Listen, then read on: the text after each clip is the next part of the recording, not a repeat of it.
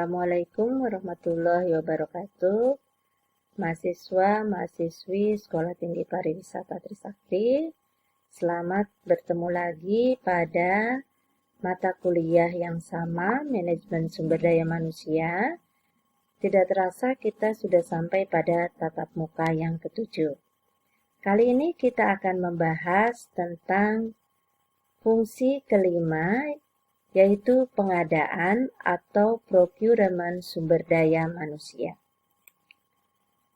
Setelah mengikuti mata kuliah manajemen sumber daya manusia tentang procurement, diharapkan mahasiswa mampu menjelaskan pengertian pengadaan karyawan dengan tepat. Kedua, mahasiswa mampu menjelaskan 5 kegiatan dalam proses pengadaan karyawan. Kita akan mulai dengan yang pertama, yaitu tentang pengertian pengadaan karyawan. Pengadaan atau dalam istilah di manajemen sumber daya manusia disebut dengan procurement karyawan, yaitu proses penarikan atau rekrutmen, proses seleksi atau selection, proses penempatan atau placement, proses orientasi atau orientation, dan proses induksi atau induction.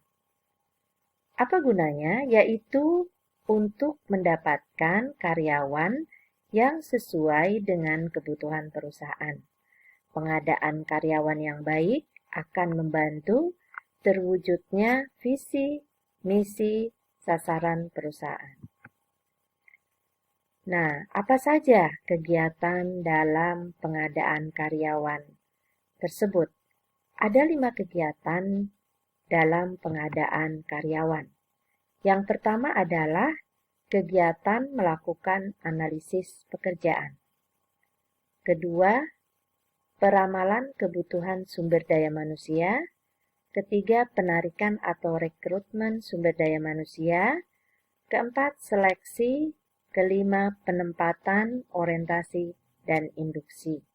Jadi, kelima kegiatan ini dinamakan procurement atau pengadaan karyawan. Pada tahap analisis pekerjaan, maka yang dilakukan seorang yang tugasnya menangani sumber daya manusia adalah membuat job description atau deskripsi pekerjaan. Deskripsi pekerjaan ini berisi uraian pekerjaan secara keseluruhan dan secara terperinci. Misalnya, seorang resepsionis secara umum tugasnya apa? Kemudian secara terinci tugasnya apa? Nah, itu disebutkan dalam job description atau uraian pekerjaan. Job specification merupakan kelengkapan dari analisis pekerjaan.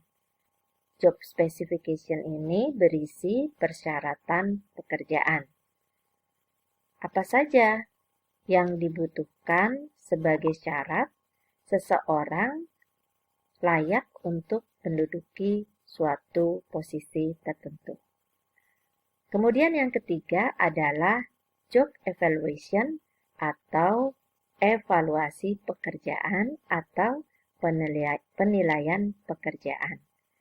Jangan bingung dengan istilah job performance ya. Kalau job performance yang kita pelajari dalam materi pertemuan ke-6, job performance itu adalah penilaian kinerja karyawan atau penilaian prestasi kerja karyawan.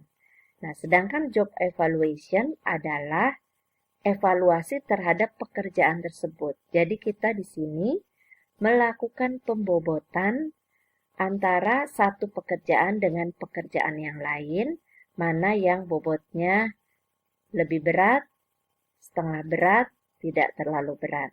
Nah, ini nanti akan ada kaitannya tentunya ke kompensasi.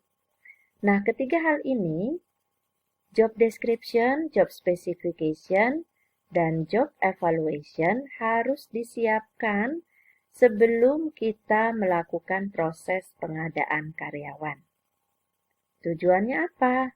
Tujuannya adalah untuk mengetahui pekerjaan-pekerjaan apa saja yang dibutuhkan dan apa uraian pekerjaannya, apa persyaratan pekerjaannya, dan bagaimana bobot pekerjaannya. Berikutnya adalah peramalan kebutuhan sumber daya manusia. Nah, namanya saja peramalan, berarti kita memperkirakan berapa jumlah sumber daya manusia yang dibutuhkan. Bagaimana cara melihatnya? Bisa dilihat dari jumlah produksi.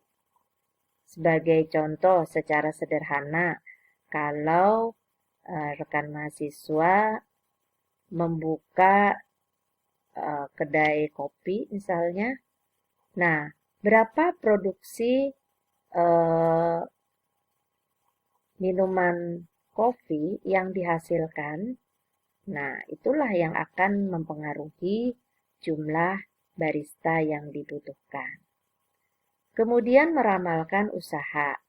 Nah, meramalkan usaha ini bisa dilakukan dengan melakukan analisis SWOT, ya, yaitu melihat kekuatan, kelemahan, peluang, dan ancaman. Bagaimana nih sebagai contoh saat ini di masa pandemi, ramalan usahanya seperti apa? Ramalan usahanya bisa saja dari aspek konsumen. Sekarang konsumen cenderung tidak keluar rumah sehingga pemesanan secara online akan meningkat. Nah, maka kita bisa perkirakan nih dalam masa pandemi ini berapa jumlah karyawan yang dibutuhkan.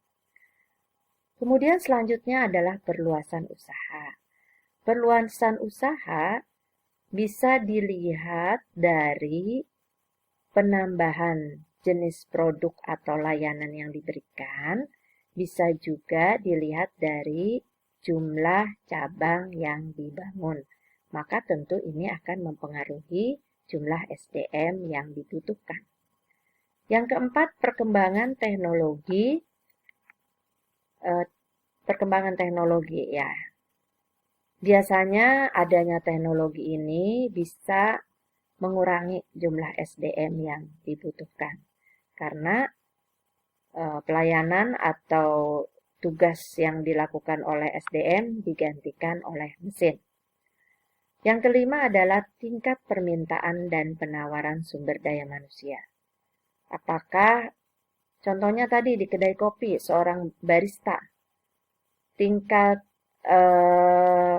permintaannya banyak atau tidak ya, di dunia bisnis. Kemudian penawarannya banyak atau tidak. Jadi orang yang berprofesi sebagai barista itu ya. Nah, semakin sulit kita mendapatkan SDM dengan persyaratan tertentu, maka itu nanti akan berpengaruh kepada kompensasi. Yang keenam adalah perencanaan karir karyawan. Jadi ketika kita merekrut ya seorang karyawan, itu kita harus bisa menjelaskan kepada karyawan tersebut bagaimana prospek karir karyawan tersebut kalau dia diterima bekerja di perusahaan kita. Nah, ini yang masih sering dilewatkan ya, khususnya di hospitality business. Jadi peramalan kebutuhan sumber daya manusia ini sangat penting ya, karena dia akan meramalkan berapa jumlah karyawan yang dibutuhkan. Sehingga kita tidak terlalu banyak merekrut dan nanti akhirnya justru menjadi beban perusahaan. Berikutnya adalah kegiatan penarikan atau rekrutmen. Nah, kita sering salah mengartikan ya. Kalau kita mengadakan karyawan itu dibilangnya kita merekrut. Padahal yang dimaksud dengan rekrutmen itu adalah penarikan karyawan. Di luar perusahaan kita ada banyak tenaga kerja.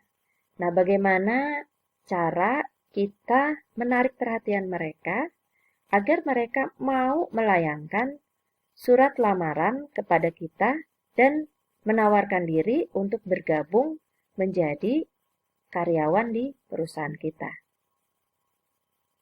Nah, proses rekrutmen itu tidak bisa sembarangan. Apa dasarnya?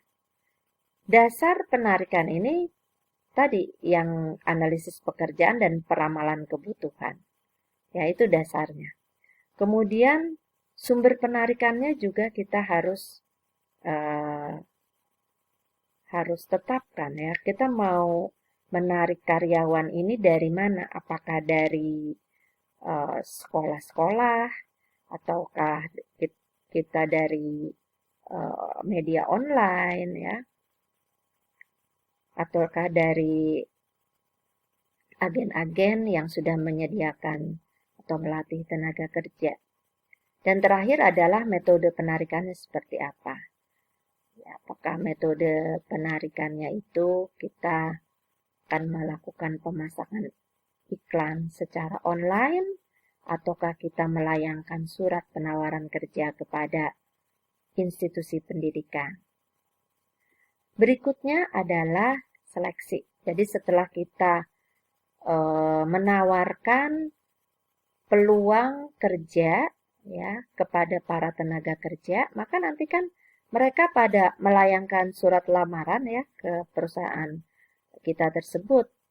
Nah, kita membutuhkan sebagai contoh hanya 2 orang barista, tapi ternyata yang melayangkan surat lamaran ada 10 barista. Maka tentu kita harus memilih. Nah, inilah yang disebut dengan proses seleksi. Nah, proses seleksi ini menjadi pilar penting ya dalam melakukan proses pengadaan. Mengapa? Karena sekali kita menerima, maka ada banyak konsekuensi yang harus kita lakukan. Ya, kalau kita ternyata teledor ya dalam melakukan proses seleksi, ada karyawan yang memiliki track record yang buruk dan kita sudah terlanjur menerimanya, maka itu nanti akan bisa menjadi masalah bagi perusahaan kita. Kemudian dasar dari seleksi. Nah, dasar dari seleksi ini apa dasarnya? Ya, tentunya kita akan mendasarkan pada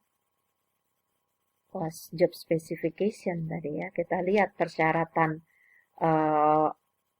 mereka yang sudah melayangkan surat lamaran ini, spesifik persyaratannya memenuhi nggak yang kita butuhkan. Apakah itu persyaratan pendidikan formalnya, persyaratan pendidikan informalnya, kemudian persyaratan sikap mental, kemudian persyaratan fisiknya, atau persyaratan lain-lainnya ya yang sudah ditetapkan di spesifikasi pekerjaan. Nah, baru setelah diseleksi, kita mendapatkan 2 karyawan barista yang memang sudah sesuai dengan spesifikasi yang telah ditetapkan, maka kita melakukan penempatan kerja, kemudian berbarengan dengan itu ada proses orientasi, lalu ada proses induksi. Nah, apa itu nanti prinsip penempatan, kemudian makna orientasi, dan makna induksi nanti akan dijelaskan pada slide-slide berikutnya. Nah, jadi demikian sementara ya yang akan kita bahas terkait dengan pengadaan karyawan. Untuk kelengkapannya, kalian bisa menyaksikan video berikutnya.